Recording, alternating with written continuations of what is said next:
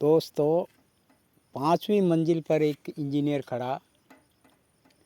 वो इंजीनियर नीचे खड़े मज़दूर को आवाज़ दे रहा, लेकिन उसको सुनाई नहीं दे रहा, वो नहीं सुन रहा।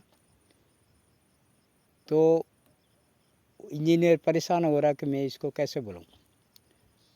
तो उसने अपनी जेब से निकाल कर 100 का नोट नीचे गिराया। नीचे गिराने पे उस मज़दूर ने वो 100 का नोट उठा के अपनी जेब में डाल दिया, ऊपर तक नहीं देखा। इंजीनियर हैरान, उसने कहा अब क्या करें। तो उसने सोचा कि क्यों ना मैं एक 500 का नोट नीचे गिराऊं, जिसको देखकर वो शायद ऊपर देख सकता है और फिर मैं ऊपर बुला लूँगा। तो दूसरी बार उसने 500 का नोट गिराया तो मज़दूर उसको उठाकर जेब में डाल दिया, ऊपर तक नहीं देखा। इंजीनियर परेशान, उसने कहा क्या किया जाए।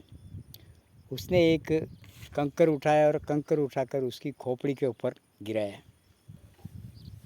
जैसे ही उसकी खोपड़ी में वो कंकर की आवाज़ हुई, लगा उसकी खोपड़ी में, तो वो एकदम इंजीनियर की तरफ ऊपर की तरफ देखा। ऊपर की तरफ देखते ही उसने इंजीनियर ने इशारा किया और ऊपर बुला लिया। तो इसका मतलब ये हुआ कि जब तक भगवान आपको सुख देता है, पैसा देता है, धन देता है, संपत्ति देता है, तो आप भगवान को याद नहीं करते, ये कुछ भी उसको सुमिरन नहीं करते।